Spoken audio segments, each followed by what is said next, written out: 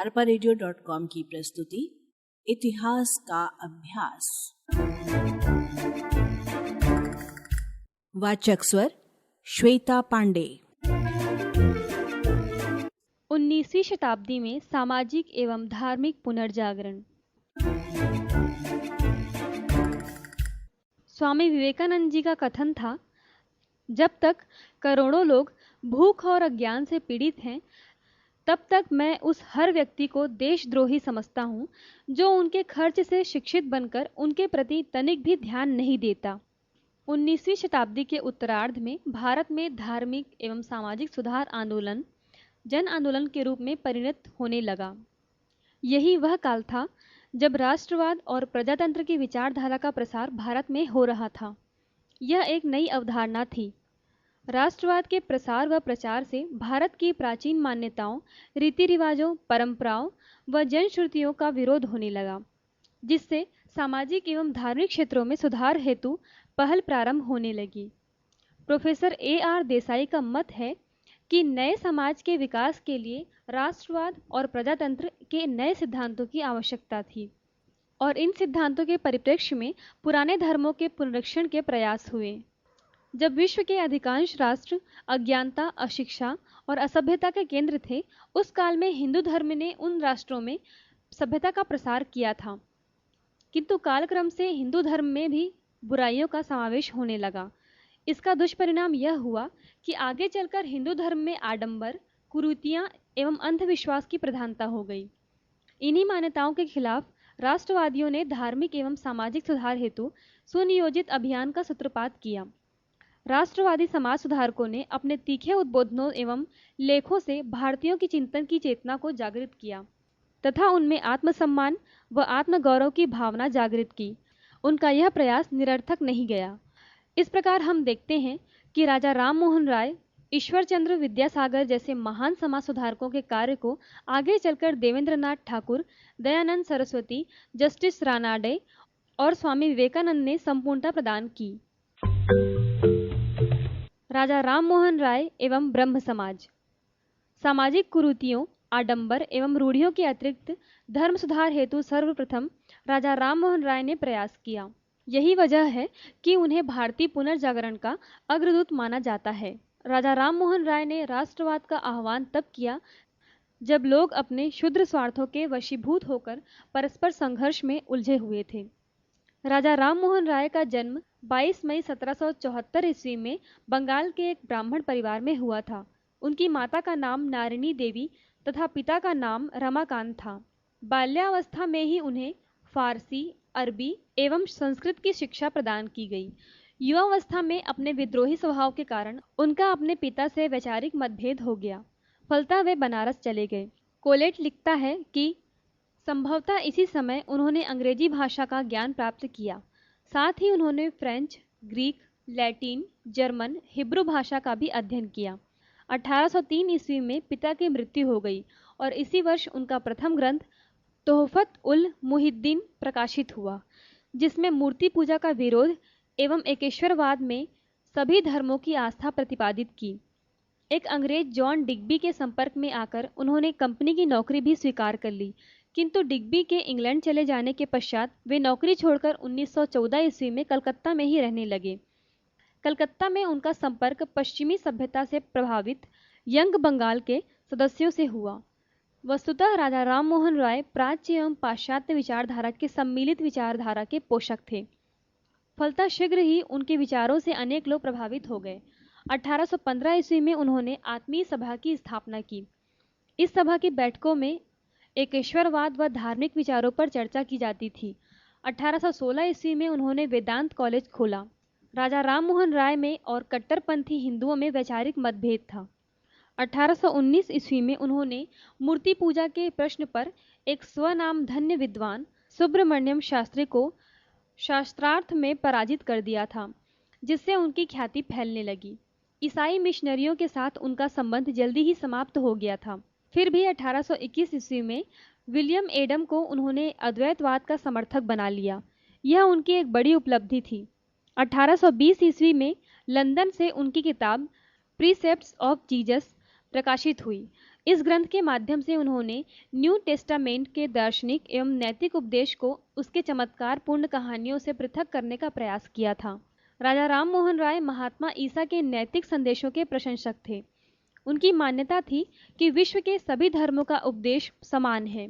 उन्होंने हिंदू धर्म और समाज में सुधार का अद्भुत प्रयास किया और इस प्रक्रिया में पश्चिम के ज्ञान के अनुसरण का आह्वान किया। उन्होंने हिंदू धर्म में प्रचलित परंपराओं, रूढ़ियों एवं कुरीतियों का जोरदार शब्दों में विरोध किया तथा पुरोहितवाद की निंदा की। उन्होंने अपने विचारों के प्रचार हेतु वेद और उपनिषद का बंगला भाषा में अनुवाद किया। राजा राम मोहन राय के विचारों से ऐसा प्रतीत होता है कि वे हिंदू धर्म में क्रांतिकारी सुधार चाहते थे और किसी भी स्थिति में ईसाई धर्म के प्रचार प्रसार को अवरुद्ध करना चाहते थे। समन्वयवादी दृष्टिकोण तथा विद्रोही प्रवृत्ति होने के कारण राजा राम मोहन राय को अनेक मुसीबतों का सामना करना पड़ा। ब्रह्म समाज। सन 1828 ईस्वी में राजा राम मोहन राय ने समाज में व्याप्त कुरीतियों के विरुद्ध एक धार्मिक संस्था ब्रह्म सभा की स्थापना की, जो कालांतर में ब्रह्म समाज के नाम से विख्यात हुआ। ब्रह्म समाज का उद्देश्य हिंदू धर्म में सुधार एवं एकेश्वरवाद का प्रचार करना था। Professor A.R. देसाई लिखते हैं, ब्रह्म समाज ने जाति प्रथा के विरुद्ध आंदोलन चलाया और इसे अप्रजातांत्रिक, अमानुषिक और राष्ट्र विरोधी बतलाया। इसने सती प्रथा और बाल विवाह के विरुद्ध संघर्ष किया और विधवाओं के पुनर्विवाह और स्त्री पुरुष के समान अधिकार का समर्थन किया। राजा राम मोहन राय केवल धार्मिक सुधार के ही पोषक नहीं थे, वरन भारत में सर्वप्रथम उन्होंने ही राष्ट्रवाद का शंखनाद किया। इस संबंध में रविंद्रनाथ टैगोर ने लिखा है, राजा राम मोहन राय ने भारत में आधुनिक युग की शुरुआत की। राजा राम मोहन राय ने तत्कालीन भारतीय समाज को पाश्चात्य विचारधारा के अनुसरण या अनुकरण करने के विरुद्ध हिंदू धर्म के गौरवशाली अतीत से साक्षात्कार कराया और प्रचलित बुराइयों को समाप्त करने का प्रयत्न किया। इसका दूरगामी प्रभाव यह पड़ा कि हिंदुओं के मन में ईसाई धर्म का आकर्षण कम हुआ और हिंदू धर्म के प्रति जिज्ञासा बढ़ी। ब्रह्म समाज के सिद्धांत। ब्रह्म समाज के सिद्धांत मुख्य रूप से इस प्रकार थे। पहला, परमात्मा की उपासना। ब्रह्म समाज ने मनुष्य को परमात्मा की सच्ची उपासना के लिए प्रेरित किया। इसके अनुसार जाति, वर्ग, वर्ण, नस्ल, प्रजाति के भेद के बगैर ही ईश्वर की आराधना पर जोर दिया गया। इस प्रक्रिया में धार्मिक स्थलों जैसे मंदिर, मस्जिद, गुरुद्वारों को गौण माना गया और निश्चल मन से परमात्मा की उपासना का संदेश दिया गया। दूसरा, मोक्ष की कामना। ब्रह्म समाज के सिद्धांत के अनुसार शुद्ध मन से परमात्मा की उपासना से मनुष्य अच्छे कर्मों की ओर प्रवृत्त होता है। तृष्णा का त्याग और मन की पवित्रता से मोक्ष की प्राप्ति होती है और इसे ही मोक्ष की कामना का सरल उपाय बतलाया गया। मोक्ष की प्राप्ति हेतु बाह्य आडंबर को निषिद्ध माना गया था। मोक्ष की कामना का सरल उपाय बतलाया गया। तीसरा, निर्गुण परमात्मा। ब्रह्म समाज की मान्यता थी कि परमात्मा निर्गुण है, अर्थात परमात्मा के जन्म और देह धारण की कल्पना को निरर्थक माना गया। इनकी मान्यता थी कि परमात्मा या ईश्वर ने ना तो कभी जन्म लिया और ना ही कभी देह धारण किया। वह तो आदि शक्ति है जो सर्वव्यापी और सर्वशक्तिमान है, जिसके द्वारा सृष्टि का पालन पोषण होता है। चौथा, कर्म पर विश्वास। ब्रह्म समाज के सिद्धांत में कर्म पर विश्वास और आस्था व्यक्त की गई थी। उसके अनुसार यह स्वीकार किया गया है कि मनुष्य को उसके कर्मों के अनुसार फल की प्राप्ति होगी। शुभ कर्मों से अच्छे फल की बात स्वीकार की गई है। पांचवा, अन्य धर्मों के प्रति आदर भाव। ब्रह्म समाज के सिद्धांत के अनुसार अन्य धर्मों के प्रति आदर का भाव व्यक्त किया गया है। उनकी मान्यता थी कि सभी धर्म सत्य की राह पर चलने की शिक्षा प्रदान करते हैं, अतः सभी धर्मों के प्रति आदर रखना चाहिए। राजा राम मोहन राय का मूल्यांकन। भारत में सर्वप्रथम धर्म सुधार एवं समाज सुधार का आह्वान राजा राम मोहन राय ने किया था। यही वजह है कि इतिहासकार उन्हें भारत के नव जागरण का अग्रदूत, नवीन युग का प्रवर्तक, भारतीय पुनर्जागरण आंदोलन का पिता, भारतीय राष्ट्रीयता का देवदूत तथा सुधार आंदोलनों का प्रवर्तक स्वीकार करते हैं। पहला, महान चिंतक। राजा राम मोहन राय दूरदर्शी होने के साथ साथ एक महान चिंतक भी थे, जिन्होंने सर्वप्रथम हिंदू धर्म में व्याप्त कुरीतियों एवं आडंबरों के खिलाफ आवाज उठाई। उन्होंने सर्वप्रथम सती प्रथा के विरुद्ध तर्कसंगत वक्तव्य जारी किया और इसे रोकने हेतु समाज को प्रेरित किया। इतना ही नहीं, ब्रिटिश प्रशासन को उन्होंने सती प्रथा के निषेध हेतु कानून बनाने के लिए बाध्य किया। परिणाम स्वरूप 4 दिसंबर 1829 ईस्वी को सरकार ने कानून बनाकर सती प्रथा पर रोक लगा दी। दूसरा, आधुनिक शिक्षा के प्रबल समर्थक। राजा राम मोहन राय भारत में आधुनिक शिक्षा के प्रबल समर्थक थे।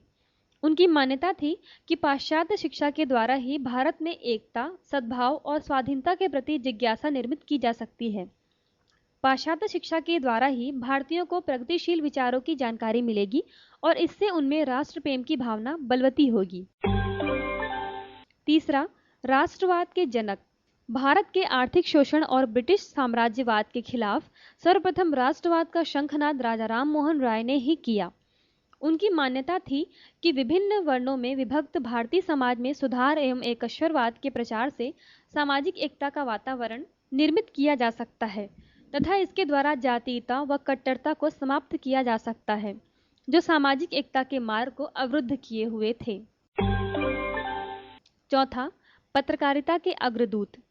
राजा राम मोहन राय भारतीय पत्रकारिता के अग्रदूत स्वीकार किए गए हैं। उन्होंने एक समाचार पत्र संवाद कौमुदी का प्रकाशन किया था। इसके अतिरिक्त बंगला, फारसी, हिंदी, अंग्रेजी में भी उन्होंने पत्र पत्रिकाओं का प्रकाशन किया। इन पत्रों के माध्यम से उन्होंने जनता में वैचारिक, साहित्यिक, वैज्ञानिक तथा राजनीतिक विचारों का प्रचार किया। 1833 ईस्वी में उन्होंने साम्राज्यवादी ताकतों को बेनकाब करके समाचार पत्रों के नियमन के विरुद्ध आंदोलन किया। फलस्वरूप 1835 ईस्वी में सरकार ने समाचार पत्रों को कुछ स्वतंत्रता प्रदान की।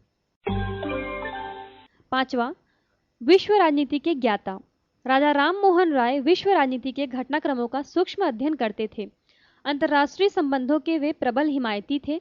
प्रोफेसर विपिन चंद्र का मत है, राजा राम मोहन राय ने अंतर्राष्ट्रीय घटनाओं में गहरी दिलचस्पी ली और हर जगह उन्होंने स्वतंत्रता, जनतंत्र और राष्ट्रीयता के आंदोलन का समर्थन तथा हर प्रकार के अन्याय, उत्पीड़न और जुल्म का विरोध किया। इसलिए 1821 ईस्वी में नेपल्स की क्रांति की विफलता से वे अत्यधिक दुखी हुए थे, जबकि 1823 ईस्वी में स्पेनिश अमेरिका की क्रांति की सफलता पर अत्यधिक प्रसन्न होकर एक सार्वजनिक भोज दिया था। उन्होंने खुले शब्दों में आयरलैंड के जमींदारी राज की निंदा की थी। छठवां, नारी के प्रति सम्मान। राजा राम मोहन राय नारी जाति के प्रति अतिशय सम्मान का भाव प्रदर्शित करते थे और चाहते थे कि समाज में नारी को अधिकार व स्वतंत्रता प्रदान करें। उनका स्पष्ट कथन था कि नारी किसी भी मामले में पुरुषों से निकृष्ट नहीं वरन उसके समकक्ष है। उन्होंने सती प्रथा का जोरदार शब्दों में विरोध किया था। इसी प्रकार बहुविवाह व विधवाओं की दशा पर उन्होंने चिंता व्यक्त की थी। उनका मानना था कि नारी को भी परिवार में संपत्ति का अधिकारी बनाया जाना चाहिए। राजा राम मोहन राय एक उदार मन के व्यक्ति थे, जिनके विचारों में आधुनिकता की झलक मिलती है। उनके मस्तिष्क की उर्वर कल्पना की छाप उनके द्वारा चलाए गए सामाजिक सुधार आंदोलनों से मिलती है। उनकी मृत्यु इंग्लैंड में 1833 ईस्वी में ब्रिस्टल नामक नगर में हुई। इनके संबंध में रविंद्रनाथ ठाकुर ने लिखा है कि राजा राम मोहन राय अपने समय में संपूर्ण मानव समाज में एकमात्र व्यक्ति थे जिन्होंने आधुनिक युग के महत्व को पूरी तरह समझा।